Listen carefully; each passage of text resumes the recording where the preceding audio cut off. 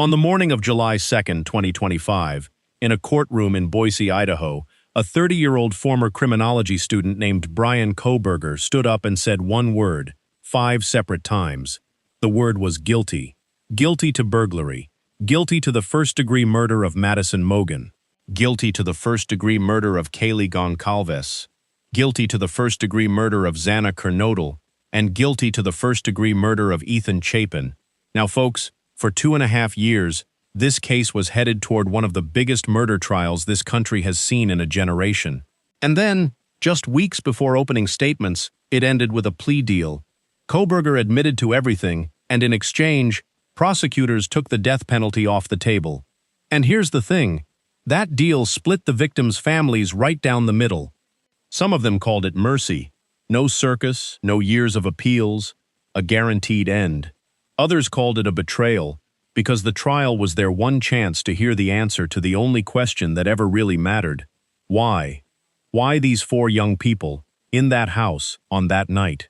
And Kohberger's plea deal did not require him to say one word about it. So today, let's walk through this whole case together. The night of November 13th, 2022, the investigation that found him, the deal that ended it all, and the questions that, even now, nobody has answered. Before we get going, if you enjoy spending time with me on these cases, I'd be so grateful if you'd tap that like button and subscribe. It truly helps this little channel, and it means the world to me. All right, let's pour a cup of coffee and start at the beginning. The beginning is Moscow, Idaho. It's a small college town of about 25,000 people, tucked up near the Washington state line, and it's home to the University of Idaho. Before November of 2022, Moscow was the kind of place where folks didn't always lock their doors. The town hadn't seen a murder in about 7 years. And living in a gray 3-story rental house at 1122 King Road, just a short walk from campus, were a group of young people who, by every account I've read, absolutely loved their lives. Madison Mogen, Maddie, as everyone called her, was 21, a marketing major, an only child, and her daddy's pride and joy. Her father Ben said at a vigil that whenever he met someone new, the first thing out of his mouth was always about his daughter, the dean's list, the hard work, the great friends. Kaylee Goncalves was also 21. She and Maddie had been inseparable since the 6th grade. They wrote a letter convincing their parents to send them to the same high school, then they picked the same college, and then they moved in together. Kaylee's father Steve said Maddie became like his 6th child. Now here's a detail that gets me every time. Kaylee didn't actually live in that house anymore. She had finished her classes early and had a job lined up in Austin, Texas. She only came back that weekend to visit Maddie, to squeeze in a little more time with her best friend before the next chapter started. Down on the 2nd floor lived Xana Kernodle, 20 years old, a junior studying marketing, who worked with Maddie at a local restaurant called the Mad Greek. Her family described her as the girl who lifted up every room she walked into, and staying over that night was her boyfriend, Ethan Chapin, also 20, a triplet, whose brother and sister both went to the same university. His family said sports were their love language, and by all accounts, Ethan was the kid who simply could not be made angry. 2 more young women lived in the house, the surviving roommates, Dylan Mortensen on the 2nd floor and Bethany Funky down on the 1st. Please remember their names kindly, folks, because what they went through is its own kind of tragedy. Now, Saturday, November 12, 2022 was the last home football game of the season, and in a town like Moscow, that's a holiday. Everybody was out. That evening, Xana and Ethan went to a party at his fraternity, Sigma Chi, and reportedly walked home around 1:45 in the morning. Kaylee and Maddie spent the night at a downtown bar called the Corner Club, and around 1:40 a.m. they stopped at a local food truck, the Grub Truck, where a live stream camera happened to catch them ordering carbonara, laughing, completely at ease. I've watched that footage, and I'll be honest with you, it's hard to look at knowing what we know now. 2 beautiful girls, getting a late-night snack, with about 2 hours left to live. A driver dropped them at the house at 1:56 a.m., so by around 2 o'clock in the morning on Sunday, November 13th, all 6 young people were home. Phone records show Kaylee and Maddie tried calling Kaylee's ex-boyfriend 10 times between 2:26 and 2:52, most likely, according to her family, just a late-night drunk dial, nothing more. Then the house went quiet. At about 4 a.m., Xana's DoorDash order arrived, and her phone shows her scrolling TikTok for roughly 12 more minutes. And folks, that is the last ordinary moment anyone in that house would ever have. Because by then, a white Hyundai Elantra had already circled King Road 3 times in the dark. At 4:04 a.m., it stopped. Now, nobody watching from the outside would have thought anything of that car. But surveillance cameras in the neighborhood, footage investigators would pull later, showed that white Elantra had entered the area around 3:29 a.m. and passed by the King Road house at least 3 times. And I want you to hold on to this detail, folks. King Road is a dead-end street. Nobody circles a dead-end street 3 times in the middle of the night by accident. At 4:04 a.m., the car stopped and appeared to turn around, and reportedly tried to park on the street behind the house, just out of view of any camera. What happened over roughly the next 15 minutes, we now know mostly from the probable cause affidavit, from what prosecutors laid out in court, and from the account of one very brave young woman. According to prosecutors, the killer entered through that sliding glass door on the 2nd floor, the one that led to the back patio, the one that may simply have been left unlocked, the way doors often were in Moscow back then. He went straight up the stairs to the 3rd floor, into Maddie's bedroom, where the 2 best friends were sharing a bed, the way they had since they were little girls. Prosecutors said in court that Maddie and Kaylee were attacked first. Kaylee's mother later told ABC News that her daughter had defensive wounds, and the family has said she was beaten as well. In my opinion, and I could be wrong here, that tells us Kaylee woke up and fought with everything she had. He left behind something in that room, seemingly without realizing it. A tan leather knife sheath, the kind made for a K-bar. A 7-inch, military-style fixed-blade knife. The knife itself has never been found. But that sheath, folks, would turn out to be the single most important object in this entire case. Remember it. Down on the 2nd floor, Dylan Mortensen woke up to noises. She'd been out that night herself, and by her own account, she was still a little foggy. She thought maybe someone upstairs was playing with Kaylee's dog. But then she thought she heard Kaylee say something like, "There's someone here." She opened her door once and saw nothing. Then she heard what sounded like crying coming from Xana's room, and a man's voice saying words to the effect of, "It's okay, I'm going to help you." Prosecutors believe that as the killer came down from the 3rd floor, he encountered Xana, who may have still been up with her DoorDash order, and then attacked her and Ethan. According to reporting on the case, Xana fought for her life at the doorway of her own room. Dylan opened her door a 2nd time. Again, nothing. But something kept pulling her back, and when she opened that door a 3rd time, a figure was standing right there in the hallway. A man dressed all in black, with a mask covering his nose and mouth. The only thing she could see were his eyes and a pair of bushy eyebrows, a detail that would later become famous in this case. He didn't speak to her. He didn't move toward her. He simply walked past her, toward that sliding glass door, and out into the night. At 4:20 a.m., the cameras caught the white Elantra leaving the area at a high rate of speed. 4 young people were gone. It had taken somewhere in the neighborhood of 15 minutes. Now, here is the part of the story that the internet was cruelest about, and I want us to handle it gently. Dylan did not call 911 that night. She locked herself in her room and started calling and texting her housemates, and none of the 4 were answering. At 4:22 a.m., she was texting Bethany down on the 1st floor, and Bethany told her to come down, reportedly with one word: run. Dylan bolted downstairs, and the 2 of them locked themselves in Bethany's room, kept trying to reach the others, and eventually, somehow fell asleep. 8 hours passed before anyone called for help. And when the phone records came out, people online tore those 2 girls apart for it. But folks, if I may, put yourself in the mind of a frightened 21-year-old at 4 in the morning. Trauma experts who've spoken about this case say her brain was doing what brains do, telling her every story except the worst one. She reportedly even told detectives she thought at one point the man might have been a firefighter and that she wasn't sure how much was real and how much was a dream. Her own roommate had walked right past her without a word. Maybe everyone was just asleep. Bad things happen to other people. That's what we all tell ourselves. The next morning, still uneasy, the girls called friends rather than police. Dylan asked her friend Emily to come over with her boyfriend, Hunter, to help check the house.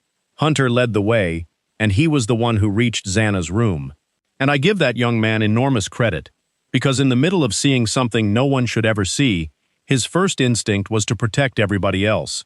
He turned around, pushed the others back, and said to call 911 and report an unconscious person. That call came in at 11:58 a.m. on Sunday, November 13th. The phone got passed from person to person. You can hear the confusion and the fear in the recording. And when Moscow police officers arrived, expecting to find someone passed out, they instead walked into the worst crime scene that town had ever seen. Blood on multiple floors, 4 students dead, no weapon anywhere, no sign of forced entry, and a killer with roughly an 8-hour head start. That afternoon, the University of Idaho sent an emergency alert to students' phones. First about a homicide investigation on King Road, then a second one saying police were investigating the deaths of 4 people. And that, reportedly, is how many of the victims' own friends, standing outside that house waiting for news, learned what had happened inside. The town was terrified. The killer was a ghost. And for weeks, the only real clues the police had were a white car on grainy video and one tan leather knife sheath sitting in an evidence bag, holding a single trace of DNA. So let's talk about how they found him, because in my opinion, this is one of the most remarkable pieces of police work in modern memory, and it very nearly didn't happen at all. In those first weeks, the Moscow Police Department was drowning. This was a town whose department had barely worked a homicide in years, and now they had 4, with the entire nation watching. To their credit, they asked for help right away. The Idaho State Police, the FBI. They reportedly conducted over 250 interviews and fielded more than 19,000 tips. And while all that was happening, the internet was doing real damage. A young man in a hoodie who'd been caught on the food truck camera was accused by thousands of strangers, and he was innocent. Kaylee's ex-boyfriend was accused, and he was innocent. A TikTok psychic accused a University of Idaho professor of ordering the murders, with nothing behind it whatsoever, and that professor ended up winning a defamation case over it. I bring this up, folks, because it matters. Real people got hurt while the actual killer sat quietly across the state line. Now, the first pillar of the real investigation was that car. Investigators canvassed the neighborhood for cameras, and an FBI forensic examiner with 35 years of experience studied the footage and determined the vehicle was a white Hyundai Elantra, model years roughly 2011 to 2016.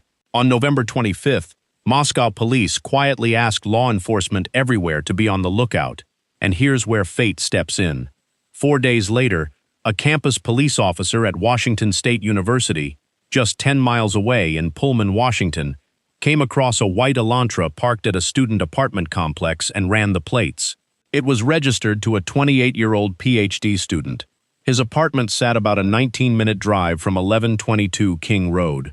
His name was Bryan Kohberger, but because that car was a 2015 model, slightly newer than the original description, that tip reportedly wasn't passed along to Moscow right away. It just sat there, a note in a file. The second pillar was that knife sheath. The lab pulled a single male DNA profile off the snap of the sheath, what they call touch DNA. They ran it through CODIS, the National Criminal Database, and got nothing. This man had no criminal record. So investigators turned to something that barely existed a few years earlier: investigative genetic genealogy. That's where scientists upload a DNA profile to public ancestry databases and build a family tree backwards, from distant cousins down toward one person. It's the same technique that caught the Golden State Killer. It takes time, and it took about a month here. And on December 19, 2022, the genealogy work handed Moscow police a name they'd technically already had sitting in that file: Bryan Kohberger. Everything cascaded from there.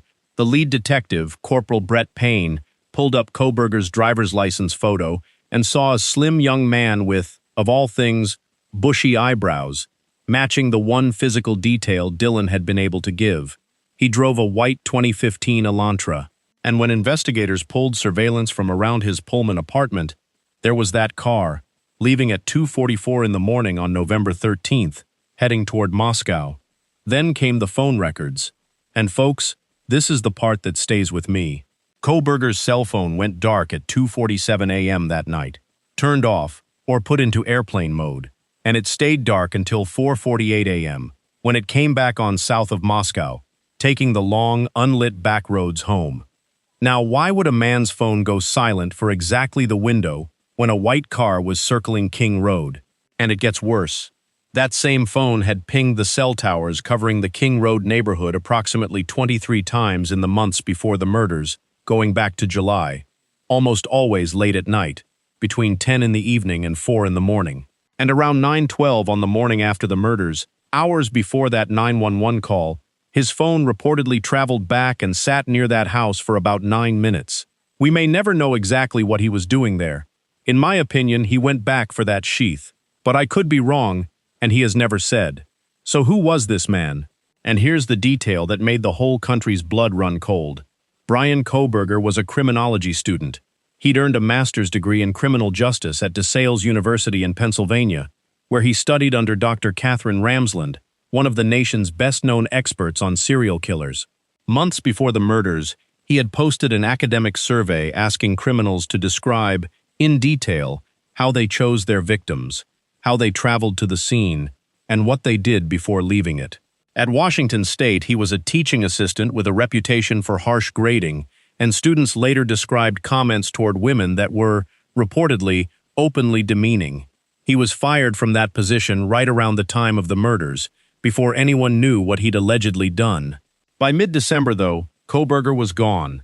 On December 13th, he and his father drove his white Elantra across the country to his parents' home in Albrightsville, Pennsylvania, for winter break. They were pulled over twice in Indiana along the way and released. Once he was home, surveillance teams reportedly watched him scrub that car top to bottom and wear surgical gloves to take out the trash. But his family wasn't so careful. Investigators pulled the household garbage from the curb, and DNA from a Q-tip in that trash came back as the biological father of the man whose DNA was on the knife sheath. That was it. In the early hours of December 30th, 2022, in the dead of night, the same way he had come to King Road, a SWAT team broke through the door of the Kohberger family home and took him into custody. 47 days. That's all it took. And yet the hardest questions were still ahead. Kohberger waived extradition and was back in Idaho within days, and on January 5, 2023, he stood in a Latah County courtroom for the first time. When it came time to enter a plea that May, he reportedly stood silent, so the judge entered not guilty on his behalf. And then began 2.5 years of waiting. The trial was moved from Little Moscow to Boise to find an impartial jury, and the start date was pushed and pushed again, finally landing on August of 2025. Now the defense tried nearly everything, and I'll keep this brief because it's procedural. They claimed he'd simply been out driving alone that night, looking at the stars. They challenged the genetic genealogy and the trash pull as violations of his rights. Denied. They argued his autism diagnosis should take the death penalty off the table. Denied. They even tried to ban the words bushy eyebrows from the courtroom. Denied. Meanwhile, reporting that came out around a television special in 2025 described internet searches on his devices from before the murders. Searches, reportedly, for things like whether psychopaths can behave pro-socially. The state's case, folks, was a mountain. And in my opinion, that mountain is exactly why what happened next happened. On June 30th, 2025, word leaked that a deal had been struck, and on July 2nd, Kohberger stood up and said, "Guilty 5 times. In exchange, the death penalty was gone, and he waived his right to appeal. 4 consecutive life sentences, guaranteed, no trial, no testimony. And, this is the part I need you to sit with, no requirement, anywhere in that agreement, that he ever explain himself. The families found out only days before the rest of us, and they did not all feel the same way. Ethan Chapin's family supported the deal. They'd never planned to attend a trial, and for them it was closure without years of appeals. Maddie's mother has spoken about the deal as a step toward healing, but Kaylee's father, Steve Goncalves, told reporters that the state of Idaho had failed his family. They wanted him on that stand. They wanted the why. On July 23, 2025, at the sentencing, the families finally got to speak directly to him, and if you watched it, you will never forget it. Kaylee's sister, Olivia, stood up and refused to give him an ounce of fear, at one point telling him, sit up straight when I talk to you, and calling him pathetic rather than powerful. Dylan Mortensen, the roommate who saw him in that hallway, spoke publicly for the first time about the panic attacks and the fear she carries, and through all of it, Kohberger sat nearly motionless. When Judge Stephen Hippler asked if he wished to speak, he said 4 words: "I respectfully decline." The judge sentenced him to 4 consecutive life terms without parole, plus 10 years for burglary, and reportedly said he would not beg this man for an explanation, because chasing the why only hands him the power and relevance he craves. Kohberger now sits in the Idaho Maximum Security Institution south of Boise, and if I were guessing, folks, he will never say another public word about November 13th. So let's be honest with each other about what we still don't know. We don't know why, after the sentencing, the gag order lifted and Moscow police released hundreds of pages of records, and even the detectives said they never found a single confirmed connection between Kohberger and any of those 4 young people. There's the theory, reported in books and among some family friends, that he had fixated on Maddie, that he'd allegedly liked her photos online, that maybe he'd seen her at the restaurant where she worked. But no one has proven it. We don't know why he spared Dylan when she was standing right in front of him, or Bethany downstairs. We don't know where the knife is, likely, in my opinion, at the bottom of a river, but we may never know exactly where. And here's one that still nags at me. Investigators found 2 other unidentified male DNA profiles at that scene, a spot of blood on a handrail and a glove outside the house, and to this day, neither has ever been publicly explained. Now, police are confident, and the guilty plea settles the legal question. But those loose threads are real, and I don't think it's wrong to say so out loud. What we do know is this: Maddy Mogen, Kaylee Goncalves, Xana Kernodle, and Ethan Chapin were 4 bright, kind, hard-working young people who loved each other, and their families have carried themselves through this nightmare with a grace I honestly don't know that I could summon. 2 scholarship foundations, Ethan's Smile and Made with Kindness for the 3 girls, now send other kids to college in their names. That's the legacy. Not him, them. So here is my question for you, and I truly want to know what you think, because this one has divided kind and reasonable people from the very beginning. If it had been your family, would you have taken the plea deal, a guaranteed guilty verdict and life in prison, with no trial and no answers? Or would you have risked everything at trial for the chance to finally hear the why? Tell me in the comments below, and please be gentle with one another down there, because there's no wrong answer to a question like that. And if you made it all the way here with me, thank you. If you haven't subscribed yet, I'd be honored to have you along for the next one. Until then, hold your people close and take care of each other.